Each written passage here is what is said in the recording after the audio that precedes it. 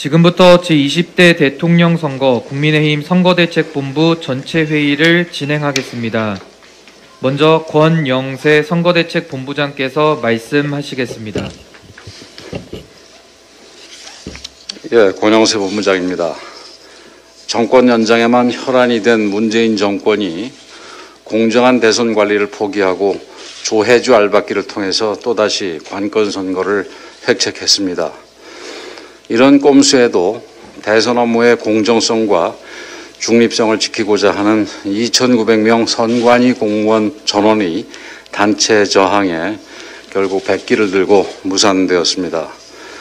현재 노정희 선관위원장은 친여 서클인 우리법 연구회 출신이며 잘 아시다시피 이재명 후보의 선거법 위반에 면죄부를 준 대법원 판결의 주심이었습니다. 이 노정희 선관위원장을 포함해서 9명의 위원 중에 8명이 친여 성향 일색인데도 단 한 명의 야당 추천위원마저 현재 민주당의 반대로 공석인 상태입니다. 조혜주 위원은 2019년 임명 당시부터 문재인 캠프 특보 출신으로 보은 인사 논란이 돼서 청문회 없이 임명이 강행된 인물입니다. 이후 문재인 정부는 지난 5년간 김의철 KBS 사장 임명 강행까지 포함해서 총 34명을 야당 패싱하고 인사 독재를 전행한 바 있으면 잘 아실 것입니다.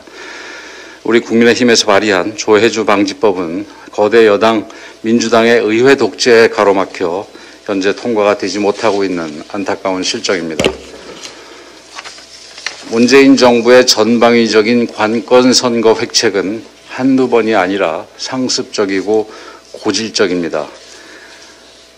대선과 직접적 연관이 있는 주무장관인 전해철 행안부 장관은 이재명 후보의 전국민 재난지원금 공약을 전면적으로 뒷받침하여 금권 선거에 앞장서고 있으며 박범계 법무부 장관은 법무부 장관이기에 앞서 기본적으로 여당 국회의원이라고 하면서 편향적인 검찰 수사를 통해서 공안선거를 지휘하고 있습니다.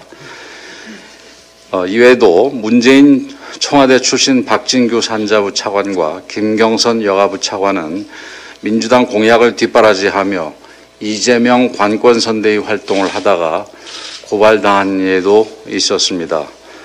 문재인 대통령은 60년 만에 선관위에서 일어난 사상 초유의 집단 행동이 의미하는 바를 엄중하게 받아들여 정치적 중립과 공정성이 담보된 새로운 내각을 즉각 구성해야 할 것입니다.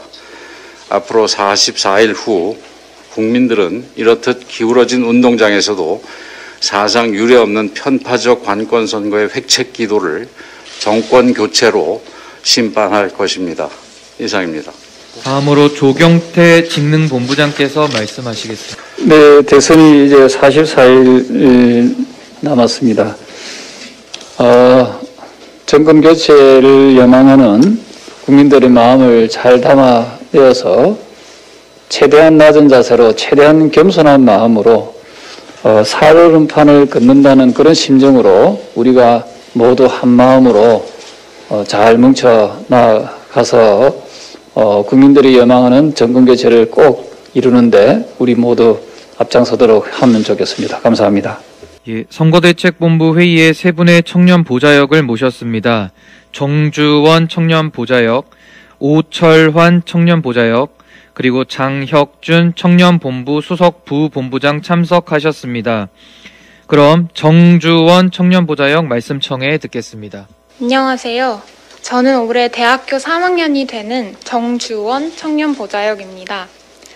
이번 선거는 저에게 특별한 의미가 있습니다. 제 손으로 직접 뽑는 첫 번째 대통령 선거이기 때문입니다. 제 20대 대통령 선거를 앞두고 이런 사람이 우리나라 대통령이 되면 좋겠다는 저의 소망을 말씀드리고 싶습니다. 첫째, 말과 행동이 일치하는 사람이면 좋겠습니다. 지난 4.7 재보궐선거 당시 선관위는 내로남불, 위선이라는 문구가 민주당을 떠올리게 하는 표현이라며 사용을 금지했습니다. 민주당의 지난 5년은 이렇듯 내로남불, 언행 불일치의 시간이었습니다. 민주당 이재명 후보 또한 자신이 불리할 때마다 수시로 말과 공약을 바꿉니다. 자신이 한 말조차 지키지 않는 사람을 누가 믿고 따르겠습니까? 신뢰가 바탕이 되어야 경제도 성장하고 자유민주주의도 발전할 수 있다고 생각합니다. 둘째, 자유의 가치를 소중히 여기는 사람이 대통령이 되면 좋겠습니다. 지난해 8월 민주당은 언론의 자유를 위축시키는 위헌적 법안인 언론중재법 개정안을 강행하려 했습니다. 이뿐만 아니라 5.18 특별법은 표현의 자유를, 부동산 관련 많은 규제와 세금은 개인의 재산권을, N번방 방지법은 통신의 자유를 침해한다는 논란이 끊이지 않고 있습니다. 자유는 그 어떤 것보다도 소중한 핵심적 가치입니다. 자유는 저절로 얻어지는 것이 아니라 지켜야 할 대상입니다. 자유민주주의를 수호할 대통령을 원합니다. 셋째, 공정한 발판을 마련해주는 사람이 대통령이 되면 좋겠습니다. 지난 5년간 조국 사태부터 LH 투기 사태까지 입시와 취업, 부동산 분야 등 어느 것 할 것 없이 공정이라는 기본 중의 기본인 룰이 훼손되어 왔습니다. 이틀 전 이재명 후보가 2023년부터 연 100만 원의 청년 기본소득을 지급하겠다고 발표했습니다. 저희 청년들은 돈을 원하는 게 아닙니다. 어차피 그 빚 다 저희가 갚아야 하니까요. 저희가 진짜 원하는 것은 양질의 일자리와 공평한 기회입니다. 차기 대통령께서는 공정한 발판을 마련해 주십시오. 저희는 그 위에서 땀 흘려 노력하고 치열하게 경쟁하겠습니다. 윤석열 후보님은 검사 시절 살아있는 권력을 엄정 수사하며 행동으로 공정을 보여주셨습니다. 그리고 정부의 개입을 최소화하고 국민 개개인의 자유를 최대한 보장하겠다는 비전을 보여주셨습니다. 지난 한 달간 윤석열 후보를 옆에서 뵙고 느낀 것은 항상 열린 자세로 청년 보좌역들의 목소리를 들으신다는 것, 저희와 한 약속은 꼭 지키신다는 것입니다. 저는 저의 첫 번째 대통령 선거를 앞두고 마음을 결정했습니다. 그리고 제 선택의 책임을 지기 위해 청년 보좌역으로서 더 성실히 임할 것입니다. 감사합니다.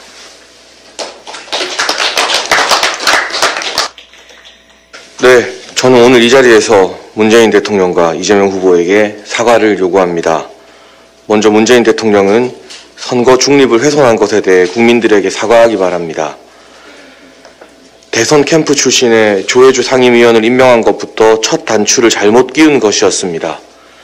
그런데 꼼수로 조혜주 위원의 임기를 연장하려 들다니 대체 무엇이 두려워 선관위를 장악하려는 것입니까? 역사상 최초로 선관위 전 직원이 민주주의를 위해 들고 일어났습니다. 이 같은 사태를 일으킨 문재인 대통령은 국민들과 선관위 직원들에게 사과해야 합니다. 그리고 이재명 후보, 여당 후보로서 최소한의 자격을 인정받고 싶다면 당장 형수 박인복 씨와 조카에게 찾아가 사과하십시오. 배우자를 소개해준 형수님과 그 가족들을 권력으로 압박하고 성남시 측근들을 총동원해 협박하고 입에 담기 힘든 욕설로 괴롭힌 죄를 먼저 용서받고 대선에 임하는 게 사람의 도리입니다. 특히 어린 조카에게 이재명 후보와 김혜경 씨가 가한 협박과 악담, 욕설, 비웃는 소리는 꿈에 나올까 무서울 정도입니다.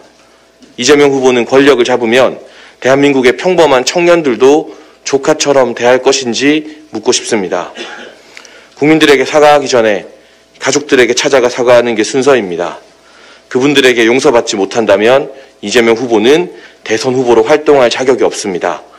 문재인 대통령과 이재명 후보가 사과하는지 수많은 청년들이 눈을 부릅뜨고 지켜볼 것입니다.